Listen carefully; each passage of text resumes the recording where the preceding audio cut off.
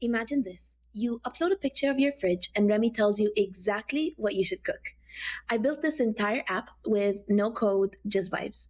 And in the next couple of minutes, I'm gonna show you how to do the same. But first, let me show you how it works.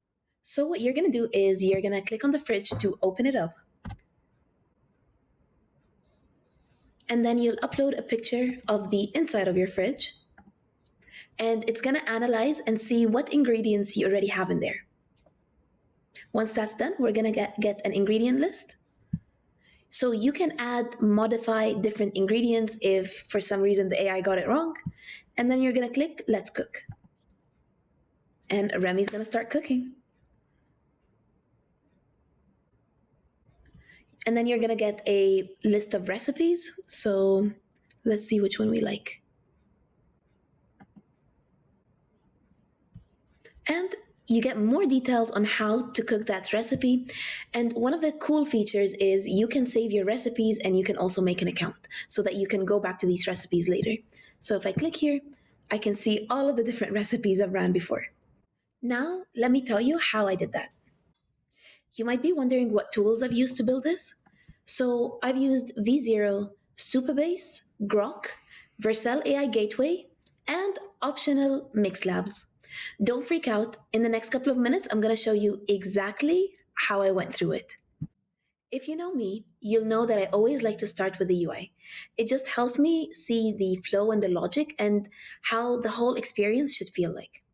So I focused on the UI and I started by generating the pictures in ChatGPT. So I went to ChatGPT, explained my idea that I want Remy from Ratatouille to be standing next to a fridge, and it generated two different variations. And yeah, all of the other pictures that I generated were done the same way in GPT-5. So you can see here, this is how it starts with the fridge, and then this is where we put our ingredients, this is where the recipes go, and this has a little funny story. Okay, I promise you that this next story is going to relate back to our app, but just hear me out. So, there is this French spot in Miami that I'm obsessed with. Their pastries are amazing, but what really gets me is the artwork. So, everything from their cups, their plates, their pastry bags has the same type of drawing. So, I was thinking, what if I could take that and turn it into the background of my recipe page? And this is how I got introduced to Mixboard by Google. So I went to Mixboard and all I did was literally grab a picture of the inspiration and a picture of my subject, which is Remy, and I selected both and I told it that I want to create a picture in this style using the character from this image, and it generated that. And if you have noticed my final page, this was the background. I know it's such a small thing, but honestly, Mixboard outside of that has helped me a lot with editing. So, for example, when I was generating images with ChatGPT, it came up with this image. And I just could not get it to remove everything in here and just keep the title. So, what I've done is I went to Mixboard and I uploaded my picture. And then all I'm going to say is remove everything on the chalkboard and only leave the title. And there you go. So the final step of our UI is generating the videos.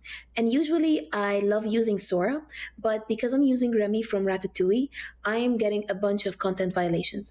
And that's why for this one, I decided to use Grok. So we're gonna go to Grok and I'll upload an image of Remy when the door is closed. And all I'm gonna say is, make the rat open the fridge door. And we're gonna click generate. So this is what it came up with. Sometimes it takes a little bit of trial and error to get exactly what you want. And the better your prompt is, the better video you're gonna get. Okay, so we have our pictures, we have our videos. Now let's put all of the UI together in V0.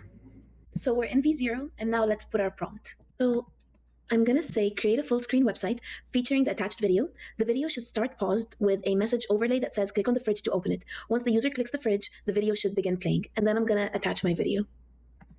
Okay, now we have everything and let's watch the magic happen.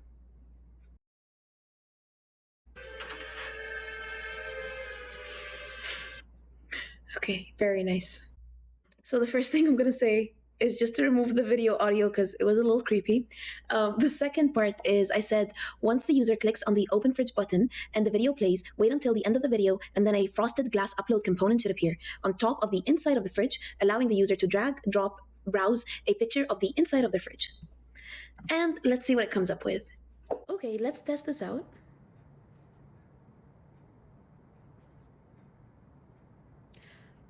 Nice. So the good thing here is that the upload button did work.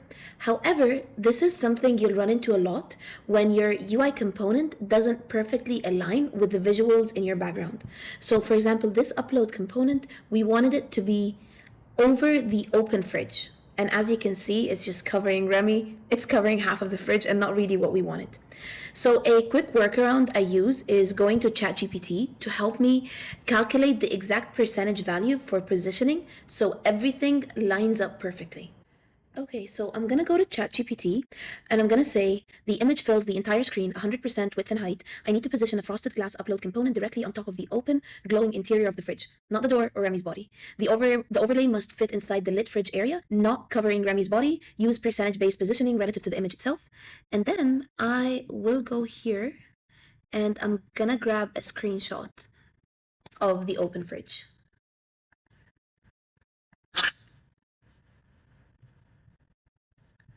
Okay, and I will paste that in ChatGPT. And let's see what happens. Okay, so let me grab this and I'm going to put it in V0.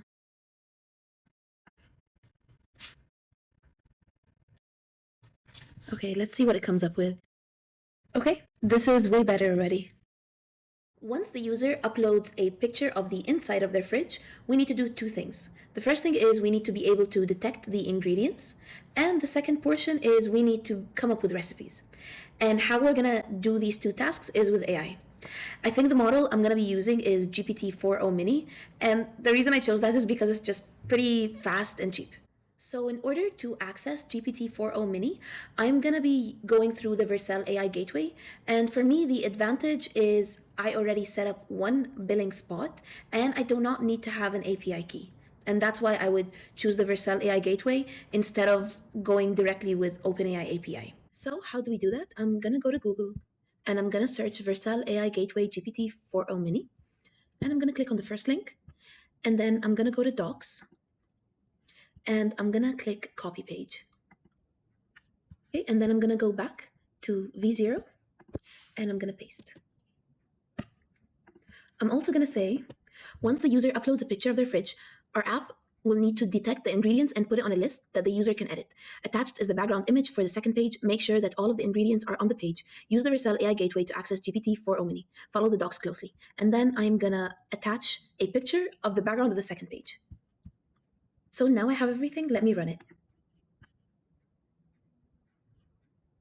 Okay, now we're gonna test it out and see if what we've prompted actually worked.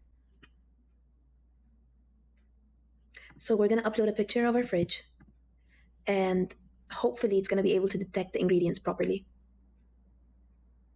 Wow, okay, that was pretty good. And you can edit ingredients, you can add ingredients, perfect. So let me fix this cosmetically, exactly like how I showed you with ChatGPT, and then we're gonna go to the next step. So I'm now gonna see if all of the cosmetic edits that I've done actually make the page look better.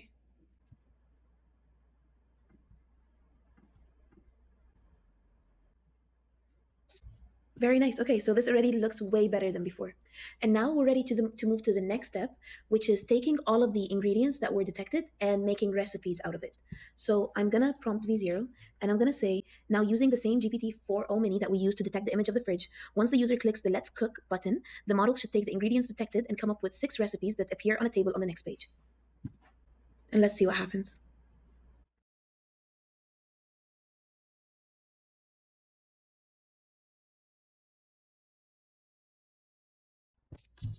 Very nice. Okay, so we did get our recipes.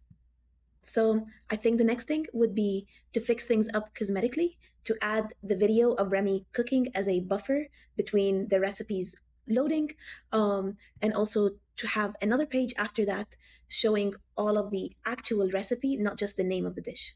So let me go ahead and do that, and then we can go to the next step.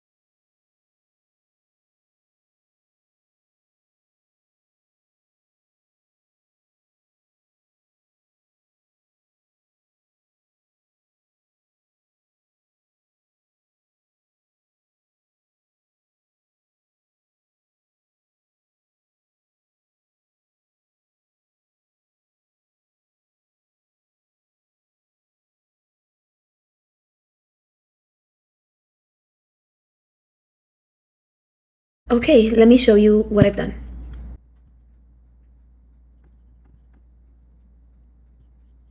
Perfect, so all of our ingredients are detected.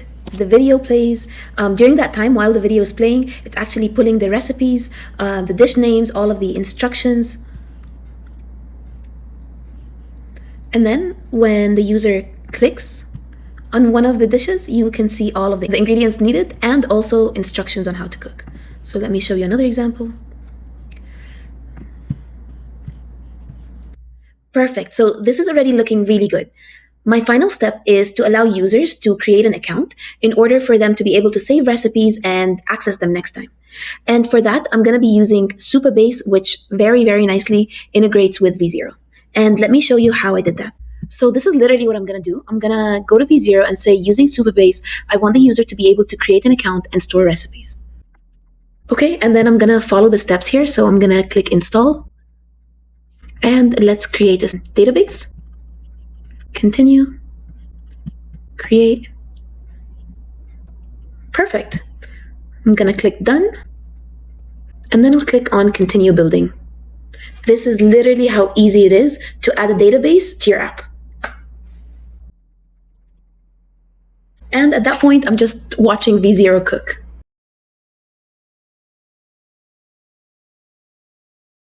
So I got this message up here. Let me see what this is. Okay, now let's test it out.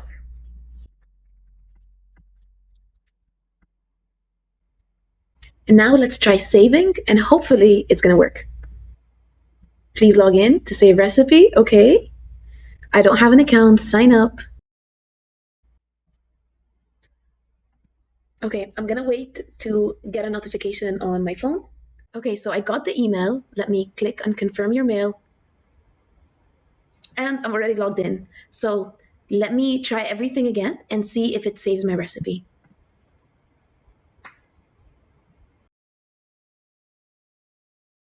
Okay, so I'm gonna click on the creamy yogurt and feta dip.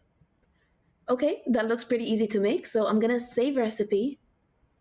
Recipe saved successfully. So let me exit out. I'm gonna go to my recipes. Beautiful. So pesto pasta, I was saving it when I was trying this out, and creamy yogurt feta dip. So this is it. You saw firsthand how easy this was to make. I'm sure with a little bit more patience, you can make the UI look a lot better. But please try it out for yourself, make some fun side projects, and let me know what you build.